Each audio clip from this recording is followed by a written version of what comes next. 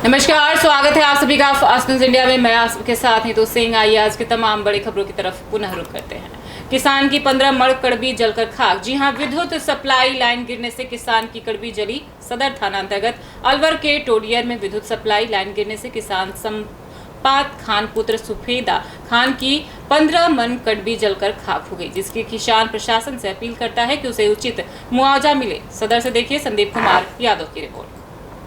ये जड़ी थी कल। अच्छा, कैसे जल गई है? भाई ये 11,000 लाइन टूट गई। अच्छा, कितनी कड़बी जल गई आपकी? ये जल गई भाई साहब कम से कम 15 मन। 15 मन कड़बी जल गई। हाँ ये ऊपर वाला वायर टूटा? हाँ, ये टूटा था। कब सही करवाया इसको? इसको कल ही करके गए शाम में। अच्छा। फिर अब आप क्या चाहते हो प्रशासन से, क्या मदद की उम्मीद करते हो? ये इसका कुछ दिला यार भाई। अच्छा, मुआवजे की मांग करते हो अभी आप? हमारे कौन सा गांव पड़ता है आपका? टोडियार। टोडियार। कौन सी तहसील पड़ती है? अलवर। अलवर। ग्राम पंचायत? कस्बा डेरा। आपका क्या नाम है? सपात खान। पापा का नाम? सुफेदा खान। भाई दिखाइए, और दिखाइए। राष्ट्रवादी पार्टी ने किया सभा को संबोधित। जी हां, यूपी के जिला बदायूं के बिशौली थाना अंतर्गत ग्राम धुनुपुरा में कुछ दिनों पहले दो समुदायों के बीच झगड़ा हो गया था, जिसमें एक पक्ष का लड़का बहुत ही गंभीर रूप से घायल हो गया। अब तक उसको अस्पताल में भर्ती हुए 20 से ज्यादा दिन हो गए, लेकिन उसकी हालत अभी तक गंभीर है।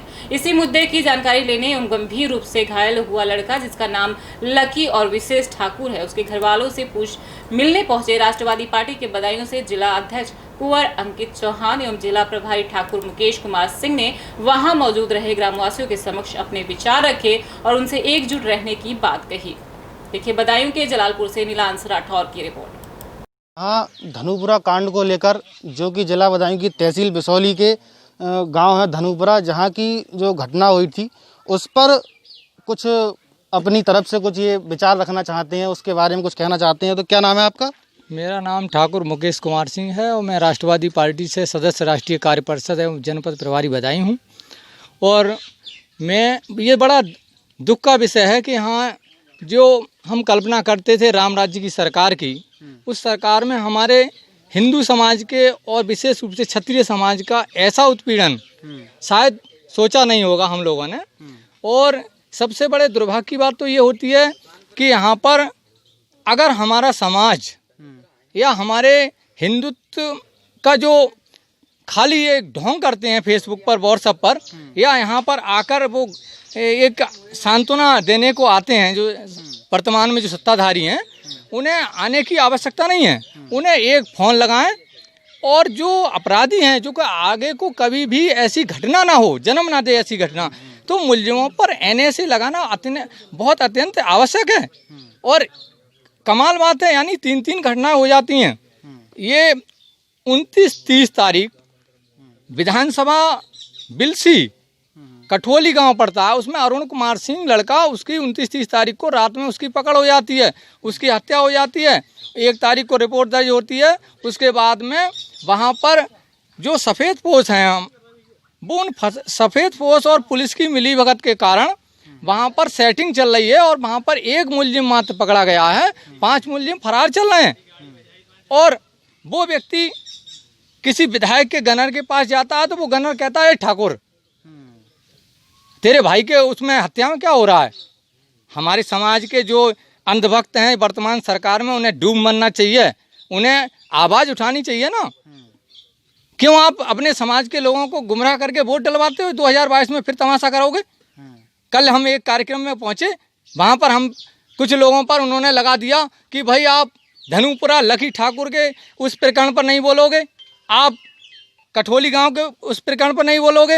अरे जहां पर हमारे क्षत्रियों की संख्या 80,000 से 85,000 है विधानसभा में बिलसी में, यहाँ हमारी 45,000 है, लेकिन हमें क्या है, एक बंधुआ वोटर की तरह इस्तेमाल किया जा रहा है। ये बहुत निंदनीय है। हम यहाँ बदायूं जनपद के प्रत्येक जितने भी संगठन हैं और जो भी हमारे समाज के किसी भी राजनीतिक दल में काम कर रहे हैं, वो अपने बैनर तले, अपने पैड के द्वारा मालवीय आवास के रहे बदायूं पर पहुँचें, क्योंकि 21 तारीख को हमने माननीय मुख्यमंत्री को ज्ञापन जिला अधिकारी के माध्यम से दिया है। और हमें वहाँ पर दुर्भाग्य ये कि हमारी महिलाएं रो रही थी, हमारे बुजुर्ग रो रहे थे, न्याय की भीख मांग रहे हैं वहाँ पर।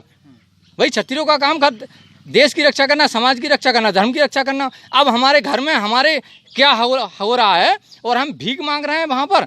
तो वहाँ पर जो जब हम कप्तान साहब के यहाँ जा रहे थे तो एसओ सिविल लाइन ने हमें रोका कि कप्तान साहब के यहाँ हमारी शिकायत ना हो। अंकित भैया से बोले भाई हम आपको जेल में डाल देंगे। नहीं, ठीक है, डाल दो जेल में। यानी अपराधियों का सीधा संरक्षण आप दे रहे हो। जिसको एक वोट उस जाति उस समुदाय का नहीं मिलता है उसकी आप, यानी अगर हमारे हिंदू समाज का उत्पीड़न हो रहा है उसमें अगर कोई जो सत्ताधारी नेता अगर हमारी सपोर्ट करते हैं तो वो समाज नाराज हो जाएगा। भाई कुछ तो इंसानियत होती है। हमें जाति और धर्म से मतलब नहीं है, मतलब हमें इंसानियत से है। किसी भी एक युवा को आपको पकड़ के उसको मरणासन स्थिति में कर दिया, उसके परिवार में अगर भविष्य में ऐसी स्थिति ना हो तो बदायूं जनपद के हिंदू समाज के लोग और हमारे क्षत्रिय समाज के लोग जो किसी भी पार्टी में दिखावा के रूप में काम कर रहे हैं वो हमें वहाँ पर हम 4 दिन बाद माननीय आपके मुख्य जिलाधिकारी और कप्तान साहब का घेराव करेंगे। अगर कार्रवाई एनएसए के तहत मुलजिमों पर नहीं हुई तो, और वो अपनी बात रखें। हमारे बदायूं जो जब डेट होगी और वहाँ पहुँचें। इसी के साथ धन्यवाद। यहाँ मुकेश ठाकुर जी जो कि राष्ट्रवादी प्रतापी सेना से सदस्य हैं, उनकी बातों को जानने और जो क्षत्रिय समाज के लड़कों पर लगातार अत्याचार हो रहे हैं उस पर अपने विचार, इनके विचारों को जानने हमारी फास्ट न्यूज इंडिया की टीम आई हुई है। कैमरा पर्सन विशाल शर्मा के साथ मैं Nilansh Rathore, fast news India, Badaun से। ट्रांसफार्मर जलने से 10 दिन से उपभोक्ता परेशान। जी हां, यूपी के आजमगढ़ विद्युत वितरण केंद्र पुष्पनगर के अंतर्गत खरशहन खुर्द गांव 10 दिनों से अंधेरे में डूबा है। कारण कि गांव में विद्युत आपूर्ति के लिए लगाया गया 25 kVA का ट्रांसफार्मर 10 दिनों से खराब हो गया है, जिससे गांव के लोग अंधेरे में रहने को विवश है। कई बार विभागीय उच्च अधिकारियों से सूचित किए गए जाने के बाद भी समस्या जस की तस बनी हुई है। आक्रोशित खरशहन खुर्द का गांव के विद्युत उपभोक्ताओं ने ट्रांसफार्मर के पास प्रदर्शन किया और विद्युत विभाग को कोसा। इस अवसर पर संदीप यादव, राजेश यादव, अनिल मौर्य, प्रदीप मिश्रा, लालचंद मौर्य, सदाब रईस, दनीश राम, अजोर यादव उपस्थित रहे। देखिए आजमगढ़ के दीदारगंज से प्रवीण यादव की रिपोर्ट। क्या नाम है? विकास यादव, खरसान खुर्द दीदारगंज, थाना दीदारगंज के अंतर्गत आता है सर। ये मार्टिनगंज तहसील है हमारी। और यहाँ लाइट की प्रॉब्लम जो है सर 10 दिन से है। ट्रांसफार्मर फूक गया है और हमारे जो उच्च अधिकारी हैं जेई और एसडीओ सबसे बात हुई है, कोई सुनने के लिए तैयार नहीं है। पावर हाउस कौन सा पड़ता है आपका? ये हाईडिल हमारा पावर हाउस पुष्पनगर पड़ता है और यहाँ कोई सुनवाई नहीं हो रही। आज 10 दिन से कोई भी बात कोई सुन नहीं रहा है और प्रशासन इस मामले में बहुत शांत है, कोई बात नहीं ले रही। और कहाँ शिकायत आपने किया? शिकायत सर उच्च अधिकारी से बात हुई हमारी और एसडीओ से बात हुई और ये जेई साहब से बात हुई। ये लोग कह रहे हैं कि अभी 2 दिन में 3 दिन में मिल जाएगा। और टोल फ्री नंबर पे हमारी भी बात हुई तो वो उसमें प्रक्रिया जो है 48 से 72 घंटे की होती है सर। अभी कोई रिस्पांस नहीं मिला। कितना दिन हुआ ट्रांसफार्मर जले? लगभग ये हो गया है, लगभग 10 से 12 दिन हो गए हैं, कोई रिस्पांस नहीं है। सिर्फ हीला हवाली कर रहे हैं अधिकारी? बस हीला हवाली चल रही है और कोई मतलब नहीं निकल रहा है। आजकल करके आजकल बस कल आ जाएगा, परसों आ जाएगा, ये होगा वो होगा, कोई मतलब ही नहीं निकल रहा है इसका। मतलब पूरा गांव अंधेरे में इस समय है? पूरा गांव हमारा जो है कि अंधेरे में व्यतीत कर रहा है। इस समय बहुत परेशानी है सबको। भाई अपना निजी क्रिया के लिए लाइट की उपयोग कर रहे हैं लोग और ना मिल पाने की वजह से सब लोग परेशान हैं।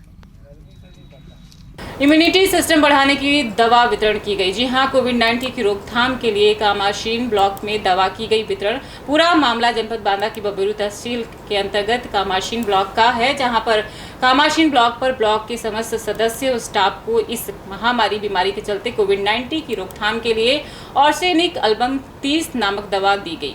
कामाशीन ब्लॉक में दवा वितरण की गई, जिसमें से ब्लॉक के खंड विकास अधिकारी अमरनाथ पांडे व स्टाफ के कुछ लोगों को कोविड-19 की रोकथाम के लिए ऑर्सेनिक एल्बम 30 नामक दवा इम्यूनिटी सिस्टम को बढ़ाने तथा उससे बचाव के लिए दवा वितरण की गई और उसके फायदे आदि को भी बताया गया। दवा के फायदे के बारे में भी बताया गया और जानकारी भी दी गई। दवा वितरण करने की टीम द्वारा दी गई, जिसमें किसी प्रकार की समस्या ना उत्पन्न हो सके। ऑर्सेनिक एल्बम 30 नामक दवा वितरण की गई है। यह पूरा मामला कामाशीन ब्लॉक का है। देखिए तिंदवारी से शत्रुघ्न सिंह की रिपोर्ट। मीना कुमारी है, मैं ग्राम सतना से हूँ, ब्लॉक कामाशीन है और यहाँ हमें कोरोना की दवा दी गई है। क्या कहा गया? इससे ये कहा गया कि ये रोग को रोकने की क्षमता बढ़ाती है। तो इससे और जानकारी की कहीं किसी का ठीक हुआ इसी दवा से? अभी शुरुआत सर यहीं से हुई है। आप सप्लाई कर रहे हैं, ये कारगिल है? कारगिल ये खाली कोविड-19 की वो नहीं कही जा सकती, यानी इम्यूनिटी पावर बढ़ाती है। अच्छा। आर्सेनिक एल्बम 30 इम्यूनिटी पावर की दवा है, रोग से लड़ने की क्षमता बढ़ाती है। तो क्या ये लोगों का सक्सेस है ये दवा? जी सक्सेस। कंपनी का नाम क्या है? आर्सेनिक एल्बम 30 SBL कंपनी की। आपका क्या नाम है? राम प्रकाश कान शोध संस्थान, जिला प्रभारी बांदा चित्रकूट। इसका आपके पास है कोई अथॉरिटी? जी। कांग्रेस कार्यकर्ताओं ने निकाली ट्रैक्टर रैली। जी हां, उत्तराखंड के जिला उधम सिंह नगर के बाजपुर में भले ही केंद्र की भाजपा सरकार ने किसानों को उनकी फसलों का उचित मूल्य दिलाने के लिए योजनाबद्ध तरीके से कृषि बिल लागू कर दिया है, लेकिन सरकार किसानों को इस बिल की सही जानकारी देने में असमर्थ साबित हो रही है। यही कारण है कि केंद्र सरकार द्वारा जारी किए गए कृषि बिल को लेकर पूरे देश भर में विरोध प्रदर्शन देखने को मिल रहा है, जिसके चलते आज बाजपुर में भी कांग्रेस पार्टी के कार्यकर्ताओं ने ट्रैक्टर रैली निकाल करके सरकार द्वारा लागू किए गए कृषि बिल का विरोध किया और जमकर नारेबाजी की। इससे पूर्व कांग्रेस कार्यकर्ता किसानों के साथ अनाज मंडी में एकत्र हुए, जहां से आक्रोशित किसान ट्रैक्टर रैली के रूप में निकाले और नारेबाजी करते हुए नगर में जुलूस निकाला। इस दौरान किसानों और प्रदर्शनकारियों ने कहा कि सरकार ने जबरन कृषि बिल को लागू कर किसानों के हितों पर कुठारघात करने का काम किया है। उन्होंने कहा कि सरकार फसलों को खरीदने में असमर्थ हो गई है, जिसके चलते कृषि बिल लागू किया गया है। उन्होंने कहा कि यदि जल्द ही सरकार ने इस कृषि बिल को वापस नहीं लिया तो आक्रोशित किसान दिल्ली की ओर कूच करेंगे और ट्रैक्टर रैली की मदद से दिल्ली को घेरने का काम किया जाएगा। वहीं इस दौरान आक्रोशित किसानों ने भगत सिंह चौक पर धरना प्रदर्शन किया और मोदी मुर्दाबाद के नारे लगाए। देखिए बाजपुर से मोहम्मद शहीद की रिपोर्ट। कानून में सबसे बड़ी बात तो ये है कि एमएसपी का कहीं जिक्र ही नहीं करा। सरकार जब फेल हो गई किसानों की फसल खरीदने से, क्योंकि मोदी जी ने वायदा करा कि किसानों की आमदनी दुगनी करेंगे, जब उन्होंने हिसाब लगा लिया भी आमदनी दुगनी छोड़ो, पहले से 1% नहीं बढ़ा पाए, तो उन्होंने कहा कोई ऐसा खेल रचाओ कि जिससे हमें फसल ही ना खरीदनी पड़े, किसान हमें दोष ही ना दे पाए। तो इस करके वो ये कानून लाए हैं, क्योंकि वो फेल हो चुके हैं हर मामले में। किस तरह की आगे रणनीति है आप लोगों की? रणनीति यही है कि अगर मोदी जी नहीं जागे तो ये ट्रैक्टर दिल्ली तक जाएंगे। ट्रैक्टर रैली का हमारा यही उद्देश्य है कि किसान सड़कों पे उतर गया है पूरे हिंदुस्तान में। एक मैसेज ये था, अभी पंजाब और हरियाणा को ही फ़र्क पड़ रहा है इससे। बाजपुर में हमने ये आज प्रचार है कि ये पूरे तराई में, जितने पूरे हिंदुस्तान में हर तहसील का, हर कस्बे का किसान इससे प्रभावित है और ये ट्रैक्टर रैली हर जगह निकलेगी पूरे हिंदुस्तान में। जो बड़ी बड़ी कंपनियों को यहाँ की ज़मीनें पर खेती करने का अधिकार दिया जाएगा कॉन्ट्रैक्ट के तहत, और उन ज़मीनों पर वो कॉरपोरेट घराने लोन ले सकते हैं। अब बताइए 5 साल तक अगर कॉन्ट्रैक्ट आपका हो गया, पहले साल आपने लोन ले लिया और दूसरे साल आप भाग गए कि साहब हमारी तो खेती करने की स्थिति नहीं है, तो वो ज़मीनें आखिर किसकी जाएंगी? उन गरीब किसानों की जाएंगी। ये सरकार पूरी तरह से किसानों को ज़मीनों से अलग करने की योजना बना रही है, जिसको क्षेत्र के किसान, आज बाजपुर क्षेत्र में बड़ी संख्या में नौजवानों ने, किसानों ने और सभी वर्गों के किसानों ने आज यहाँ समर्थन दिया है। मैं धन्यवाद करना चाहता हूँ। और इस सरकार को एक ये चेतावनी मात्र है कि आप समझिए, वरना ऐसा सैलाब आएगा कि उस सैलाब में ये दिल्ली और उत्तराखंड की सरकार बह जाएगी। ये चेतावनी के लिए आज ट्रैक्टर मार्च है। धन्यवाद। ये थे अभी के कुछ खास खबरों के लिए आप बने रहिए फास्ट न्यूज इंडिया के साथ। तब तक के लिए मुझे दीजिए इजाजत। धन्यवाद।